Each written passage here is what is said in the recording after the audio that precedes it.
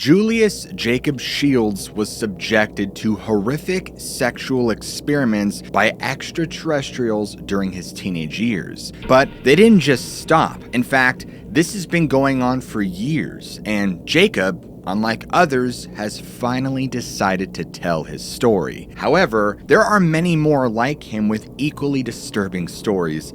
Folks, you won't want to miss this one.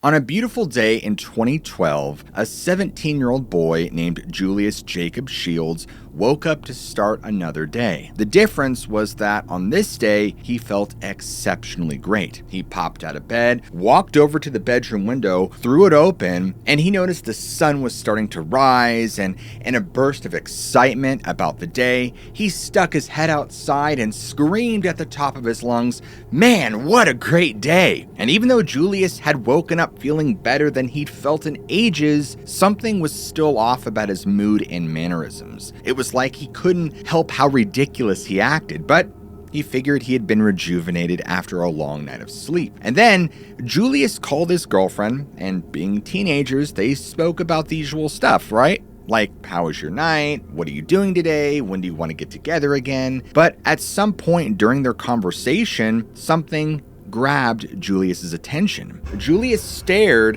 at this strange shape moving along the wall. Whatever it was clearly wasn't solid, but it looked just like a shadow or even a reflection of some kind. Even more bizarre than this was what this shadow resembled. It looked just like the shadow of a balloon, even down to the string dangling from it, but there were some key differences, like the size of the string, which was far too thick and out of place. And he was still on the phone with his girlfriend, and she was talking away, and he was so engrossed in trying to figure this out that he was kind of just fading out of the conversation. The longer Julius stared at this shadow, his suspicions that it was a balloon waned because this wasn't moving back and forth or up and down, it just stayed still. And as he runs through all the possibilities in his head as to what this could actually be, he starts to get this really bad feeling in the pit of his stomach. And he is now trying to convince himself to just focus on the conversation, not to worry about it. However, his dog, who had now walked by, began to notice it and began acting crazy. Hackles raised, barking up a storm. Rawr! And now there was clearly something very wrong here. And for the next 5 minutes, Julius's dog just kept barking, and he's trying to calm his dog down.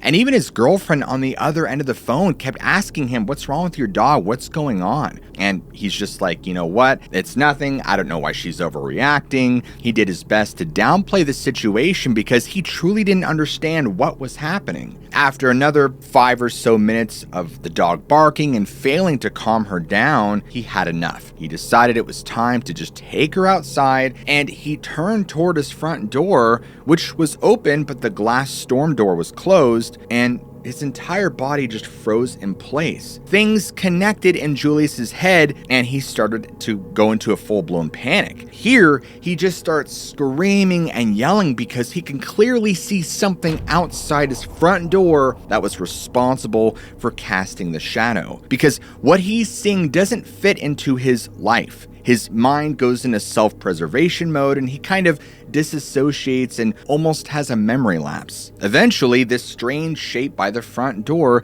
disappeared, and Julius went and told his good friend Nathan about everything that had just happened, and how he believed all the weird events of the day, like how he woke up and the strange shadow on the wall, all had something to do with what he saw. His friend Nathan just couldn't believe what Julius had experienced because it all sounded too crazy. Still, he saw that Julius was clearly beside himself and a nervous wreck. He did his best to comfort his friend and be there for him, but he wasn't sure what to make of Julius's story. Well, later on in the evening, Julius eventually went back home, and once he had calmed down enough, he tried to convince himself that this had all just been some wild hallucination. But there was just this nagging feeling deep down that he was trying to mask the truth. Well, the following evening rolled around, and Julius's mental health hadn't gotten any better. He had a very sleepless night, just anxiously awaiting for that shape to return by the window, all while trying to convince himself that he was not losing losing his mind. Folks, keep in mind that Julius was only 17. Most of us older would have had no idea how to even handle this, let alone a 17-year-old kid. Julius was sitting on his bed and texted his girlfriend for reassurance. He asked her if they had a phone conversation the previous day, or maybe it was all in his head. And he started to hear this strange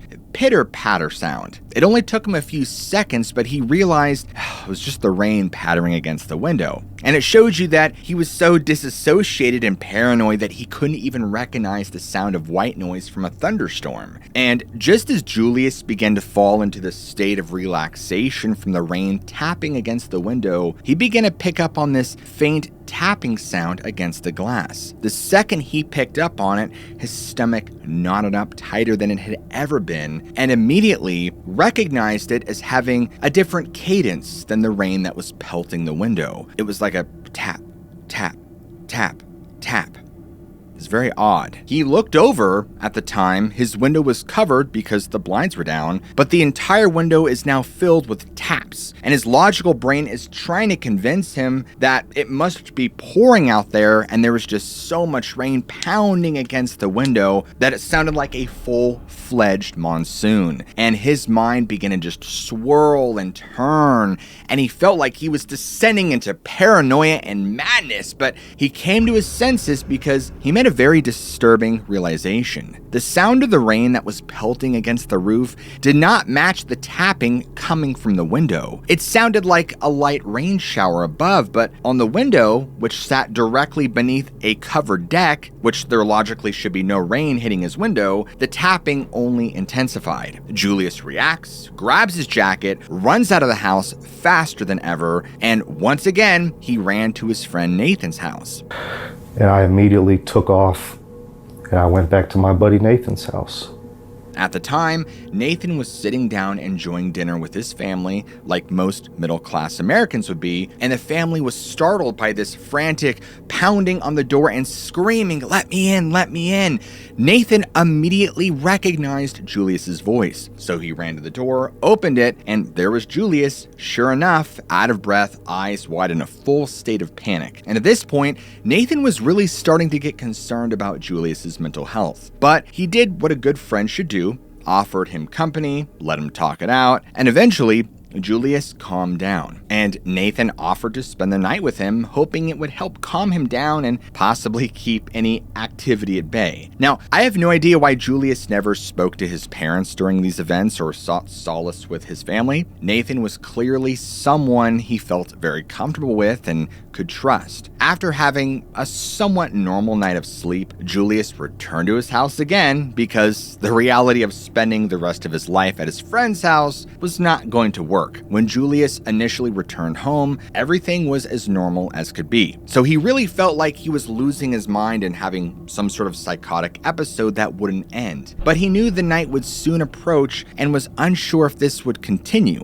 Fast forward to that night, which is now night 3, and he is just mentally and emotionally exhausted. Despite his tiredness, he couldn't sleep. He lay there, tossed and turned, and kept staring at the ceiling, and he would kind of change positions in his bed, but nothing seemed to help. Julius had never experienced insomnia before, but with the hours passing by and no sleep coming, this was it. And out of nowhere, it suddenly appears. Julius looked, and across the room was this light. It was small and round and no bigger than a softball, but there was something odd about how it distorted space and time around it. The room grew darker by contrast, and all Julius could feel was pure fear in that moment. And he could hear his intuition speaking to him that this light was something more, that there was something to truly be afraid of. It was like some sort of sentient being studying him and observing him, waiting for him to do something. Only seconds later, this orb slowly floated up toward the ceiling and simply winked out of existence. I look over at it, see it, and it just floats off into my ceiling and is gone. Julius just reacted. He jumped out of his bed, grabbed his phone, keys, shoes, ran out of the house again, and fled to his friend Nathan's house. Julius even described later on, as he told this story, that he did not know what else to do with what he was experiencing. He had nobody else to confide in, but he felt that his friend Nathan's house was a safe place. Again, Nathan let him come in, talk about what had happened, and let him stay the night. Unfortunately, after spending hours talking about it, neither Nathan nor Julius could come to any rational or clear conclusion on what was happening because none of it made sense. Now, the following day, Julius returned home and decided, you know what, if I'm going to get rid of whatever this is, there has to be a change. Because up until this point, he had been sleeping in his bedroom in the basement. He believed that something was trying to contact him and knew that whatever or whoever it was, he slept down there. So he decided to move upstairs to a spare bedroom near the outer edge of the house. And for those first few nights, everything seemed to be going great. Julius didn't have any horrific experiences. He wasn't seeing or experiencing things that weren't there, and he wasn't fleeing to his friend's house. Despite moving from the basement to the upstairs, it wasn't long before Julius started having the most vivid and wild dreams he'd ever had. Julius often described them as starting out violent. For example, sometimes he would find himself as a soldier in war or a violent battle, and he even explained that in one of his earliest dreams, he realized he was in ancient Rome in an arena. But as he looked around in that moment in the stadium, what should have been a human audience was populated by these horrific, hideous creatures, goblins, ghouls, and other disgusting looking humanoids, all of which he had never seen in his life, and they all just kind of loomed over the edge in anticipation of something bad happening to Julius, eagerly watching. It all felt so incredibly real, he would glance down at his hands and he had nothing. No armor, no weapons, nothing to defend himself with. And that's when Julius described that this teal-colored blob of some kind would fall down into the arena with this kind of nasty wet sound, causing the ground to tremble and quake. And it was like this massive ball of slime that pulsated and breathed. And before Julius could react, a weapon appeared in his hand and he reacted instinctively. His entire body lunged forward as he drove the blade into the blob, and it instantly collapsed. Immediately, these strange, hideous-looking onlookers erupted in cheers and excitement. Now, I know this dream sounds incredibly strange, but this is exactly what Julius had experienced, and it felt far more real than any dream he'd ever had. In one of the most violent transitions from sleep to being awake, Julius shot up out of bed and tried his best to come to, and realizing he was back in the safety of his room. His clothes were soaked in sweat, his heart was beating 1,000,000 miles an hour, and he was trying to talk himself down that it was just a dream. Everything is fine. Julius began to calm down over the next several minutes. Still, he became aware of this strange humming noise outside his bedroom walls. It was faint, but it was definitely unmistakable. I don't know if I could mimic it, but it just sounded like a saucer. It was just like this. After hearing this for about 5 seconds, it stopped altogether. What took place that night was not one thing. In fact, this happened over and over and over again. And every time he had these crazy dreams, the characters would change. And over time, they had shifted from these harrowing war stories to intimate dreams. Sometimes it was a human woman in his dreams, but other times it would be a creature of some kind. But regardless of who he was paired with in the dream, sexual intercourse would take place. Now we need to understand here that first off, we're all adults. And even Julius himself called these for what they were, wet dreams. However, Julius had explained that these weren't just ordinary erotic dreams of a teenage boy. Over time, having these bizarre, intimate dreams got more intense. There was about a week straight where he was having these every single night, and he became very scared because he had no idea what was going on. He had no one to run and talk to, beside his friend, who was convinced he was crazy, and to make things stranger, Julius would go on to have periods of about 6 months where contact seemed to ramp up and then would just abruptly end altogether. As the years progressed, Julius would go on to get married, and his wife reconnected him with his estranged uncle. What's really interesting here is that as they begin to have a relationship, Julius eventually is comfortable enough to admit all the strange things that have happened to him. For most people, this isn't just something you would tell a trusted family member lightly because it's such a vulnerable experience. But Julius's uncle just sat there and listened to Julius with the most intense stone face possible. His uncle explained to him that they had almost identical experiences in 2012. And I told him about this, and he froze. He almost didn't even know what to say. And then he revealed to me that he was having the same experiences around the same time I was. Even though they weren't speaking to each other then, their experiences were very, very similar. This is where the twist comes in. Perhaps the most shocking part of this entire story is what Julius saw on that first day of his experience. When Julius first looked out on the other side of the storm door, he saw this being that was maybe 2.5 to 3 feet tall, vaguely shaped like a bowling pin, and it had these strange pairs of eyes that sat near the top, and they were even tilted at an angle. And disturbingly, it had what were clearly these slimy appendages that it would pull back and kind of tap and slide along the glass. But the most haunting feature were their cold black eyes that would kind of just bore into your soul. It wouldn't be long before Julius concluded that all the things happening to him while he slept were not simply dreams. They were abductions. And that strange humming sound he would hear every time he awoke was the sound of them dropping him off. But most disturbingly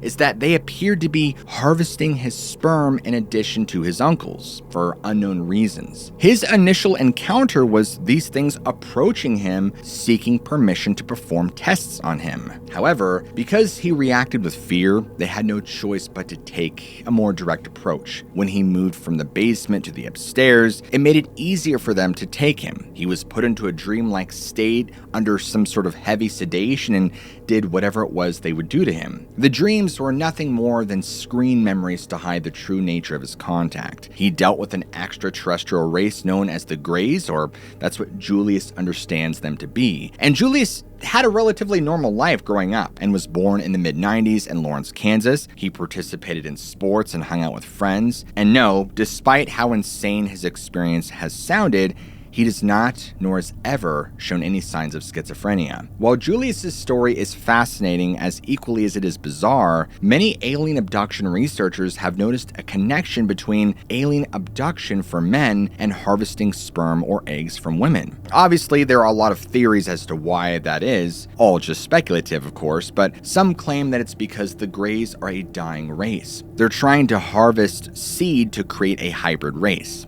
Still, nobody knows for sure, and it continues to be this bizarre series of phenomena that nobody can explain. This next story, which was researched and investigated by Albert Rosales and comes from his 2000 to 2009 book, documents one of the most bizarre stories I've personally ever read. As crazy as it sounds, it's what's in the report. On January 12th, 2008, in the Dubno-Rovno region of Ukraine, a 34-year-old man named Vladimir Voronsky and his 29-year-old wife Olga were at home enjoying time with their young children. In the evening, Vladimir asked his two daughters, 9-year-old Vanessa and 8-year-old Angelica, to run to a nearby store to pick up some supplies. Both daughters were given some money, and after a huge hug from their mom and dad, they went. On their way back from the store, both girls were giggling and playing a game on the side of the road when one of them noticed an unusually bright object in the sky. Frightened by this, both girls ran home and immediately told their parents what they had seen. It was so huge, they exclaimed to both their parents. However, their mother, Olga, wasn't buying their flying star story. The girls were adamant that this wasn't a satellite or anything of that nature. It was round and flashed different colors. They even drew pictures of what they saw, and despite both of them going into different rooms to draw these pictures, the drawings were nearly identical. Vladimir and Olga were perplexed by this and decided to go have a look outside later that evening. They both looked around in the sky but couldn't see much, and then, in the distance, they could make out a strange, hovering object over a nearby river. It appeared to move and change shapes before their eyes. Vladimir and Olga were astonished because this had to have been what their daughter saw earlier. Even though it was in the distance, Olga successfully managed to take a photo of this object. Unfortunately, because of how cell phones were in 2008, it just didn't turn out great. And after a few minutes of discussing what it could be, they gave up, decided to head back inside to eat supper and go to bed. Around 2 in the morning, Vladimir was awakened by a strange sensation in his body. The room was lit up by this strange whitish violet light. Immediately, he began to panic and turn to Olga and was shaking her, trying to wake her up, screaming her name, completely unsure of what was happening. But Olga was in such a deep sleep that she could only mumble a few words about how he had probably been dreaming and that he should go back to sleep. Somehow, convinced he was having some sort of lucid dream, he ignored the light and miraculously managed to go back to sleep. However, Angelica, their 8-year-old daughter, was sleeping in a room nearby when a strange orange light so bright that it irritated her face and eyes woke her from her sleep. Terrified, she ran to her parents' room, screaming and crying, trying to do her best to wake her mother. Olga awoke and then did her best to comfort her inconsolable daughter while trying to wake her sleeping husband when she noticed something above her. She and Angelica looked up and they both started screaming. Vladimir was now awake and looked up too. All three of them saw that the ceiling had completely disappeared. It was totally transparent, and right over them they could clearly see the open sky. And in direct view was this huge disc-shaped craft hovering no more than a few hundred feet above their home. Vladimir and his wife jumped out of bed, ran outside their house in only their nightgowns, and this craft had moved roughly 100 meters from the house, illuminating this strange white light. Suddenly, both Olga and Vladimir were unable to move. Their bodies were frozen, and everything around them began reflecting this weird light. Vladimir saw his wife slowly ascend into the air, zooming up in this strange kind of spiral motion. And he felt his body able to move and attempted to grab her leg to pull her back, but felt he just didn't have the strength. Vladimir did his best to try to pull her down, but it seemed like she was in a trance. She was clearly going into shock at the events taking place. Olga did not hear her husband screaming her name. Both of them became engulfed in this blinding light that surrounded them indefinitely. The next thing they realized was that both of them were okay, and inside this strange, foreign, white room of some kind that really lacked anything. The walls were equally strange. They were kind of like glass, but transparent. Vladimir and Olga were trying to understand where they were and what had just happened to them, when directly in front of them were these strange-looking beings. They were roughly the height of their 9-year-old daughter. Each had 3 fingers on their hands with these strange, large, bulbous heads and gray skin. And additionally, Vladimir and Olga also noticed the other features these beings lacked. They didn't appear to have any mouths or ears, but Olga and Vladimir were just so lost in their large, cumbersome black eyes that seemed to absorb everything around them. These humanoids appeared to have no visible legs and were almost moving around like caterpillars. They had these tiny little suckers under their long-fitting suits that kind of gave them the impression that they were floating instead of walking. These shorter versions of these things approached Olga. They grabbed her, moved her to another section of the room, and placed her in a deep-looking armchair resembling a gynecologist chair. Despite their reassurance that nothing would happen, Vladimir got angry. He began to violently push these beings back and to do everything he could to reach his wife. They grabbed at his arms and his legs to restrain him. However, because Vladimir was a professional wrestler and a martial arts expert, he used various techniques to free himself. With all the strength he could, he would kick the entities off of him, but it was useless. They would immediately come back at him like a boomerang and grab onto him. And they would talk to him telepathically, asking why he was resisting. And each time they spoke into his mind, they would just stare straight into his eyes with those terrifying black soulless orbs. And even their tone was terrifying because it was neither aggressive nor irritated. Vladimir described the voice he had heard inside his head had no accent or timbre of any kind and was primarily in the Ukrainian language. They even spoke to him in Syriac, which is a mixture of Ukrainian and Russian. The things that Vladimir experienced next next felt like they were straight out of a nightmare. These strange beings restrained him, brought him over to this large metallic slab where they inserted 4 metallic rods into his chest that paralyzed him completely. After this, he was unable to move. All he could do was lie there helplessly and watch as these things began to experiment on his wife close by. Several of them surrounded Olga and gestured to her to lie down. Quickly and without her noticing, they were able to make an incision on her stomach where they could open her up and begin observing her internal organs. As this was happening, she was completely shocked because she could look down and see her organs, but somehow she felt no pain. And actually, somehow, she only felt complete and utter relaxation. The beings seemed to almost be materializing these strange-looking instruments, taking samples from inside her body. Olga later described the smell of her own internal organs as unpleasant. And once they appeared to be finished, they closed the incision, they sewed up her stomach using what appeared to be some type of advanced biomolecular technology. There was no scar left behind. The entire time this operation was taking place, they kept mind speaking to her and attempted to calm her down.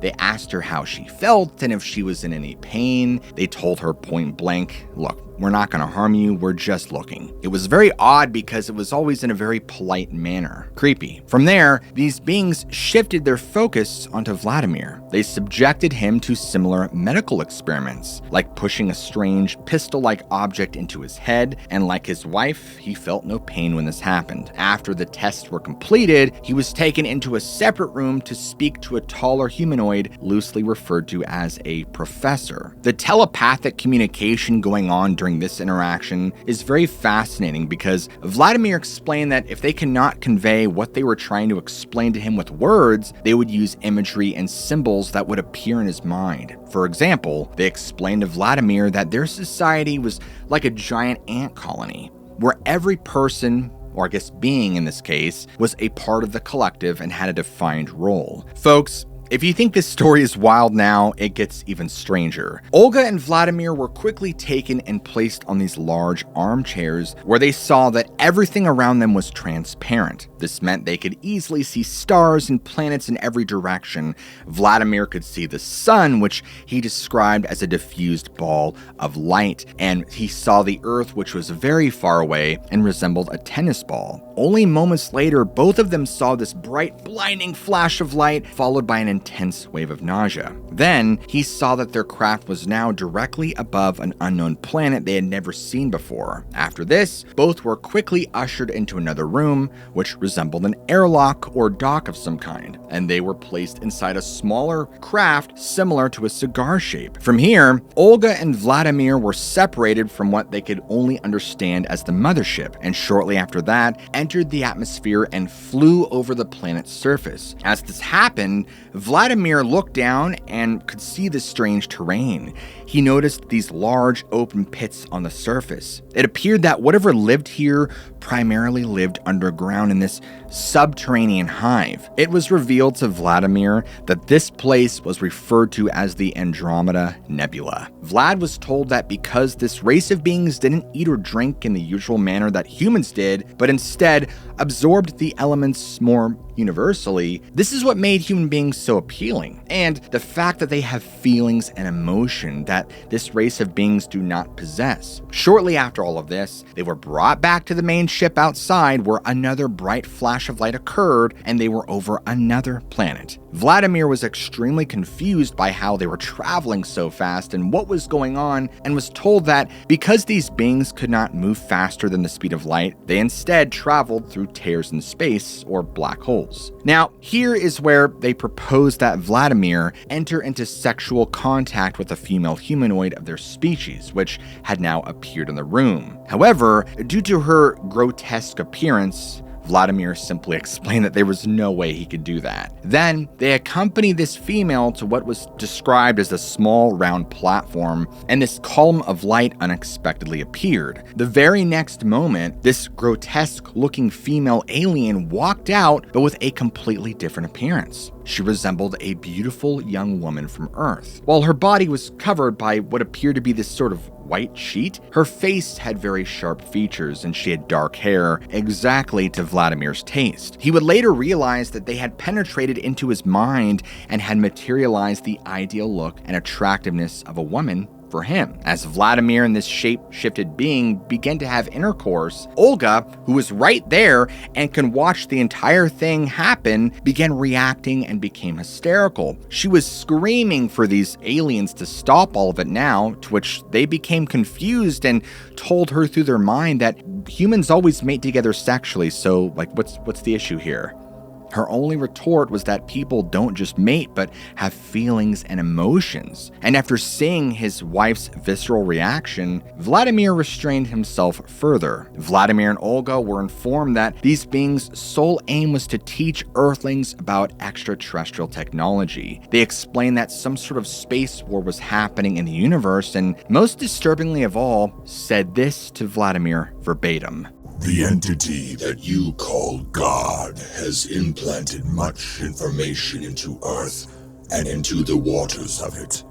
Those who are against God want that information destroyed. If the Earth is going to be destroyed, the Son of God would arrive to Earth again and will restore everything living on it. Eventually, the couple returned to Earth the same way they had been taken. But before returning them, these beings promised to return in 2 years, which would be 2010. Olga and Vladimir lost consciousness. At 11 a.m. the following morning, both awoke and had not spoken about what had happened for a while. They were both thoroughly convinced that they had just had this crazy lucid nightmare of some kind. Still, after finally talking about what had happened and scrutinizing all the mutual identical memories, they realized it wasn't a dream, but had actually happened. Within a short amount of time, Vladimir was put in contact with a researcher by the name of Yuri Stepanov, who, after hypnotically regressing Vladimir in February of 2008, was able to gather additional details. Vladimir drew a picture of the craft that had taken them, including the lights and its circumference. He also drew sketches of the beings that he interacted with. He also recalled how while in space, the craft he had been in was surrounded by a layer of plasma, which he understood made the object invisible to the human eye and prevented it from radar detection. The entire family underwent extensive medical testing, but nothing unusual was found. However, Vladimir lost all of his gray hair, and his physical endurance increased afterward. Also strange was, before this experience, Olga was plagued by chronic stomach pain known as colitis. This disease causes inflammation of the large intestine. After they had operated on her, she was cured and never had pain again. This entire story appeared in the Fax newspaper, Kyiv, in June 20th, 2008, and also appeared on UFOstation.net and several Ukrainian TV programs. Yuri Stepanov believes that a portion of the 4,000 people that go missing every year in Ukraine are taken by the same entities that took both Vladimir and Olga. It's unknown if the entities returned in 2010. And because you guys made it this far, I want you to comment below "taken," so that way I know who made it to the end and who didn't. And if you guys enjoy storytelling like this, where I dive into strange cases of the mysterious and supernatural, then what are you waiting for? Slap that like and subscribe button for more content just like this. As always, I love you all, keep an open mind, and I'll see you guys in the very next episode.